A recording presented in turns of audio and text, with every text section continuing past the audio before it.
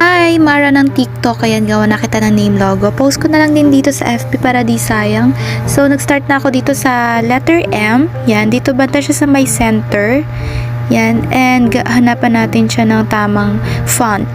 And pili ko itong Nexalite. Next naman ay maglagay muna ako dito ng kabuang pangalan niya sa ilalim para sundan.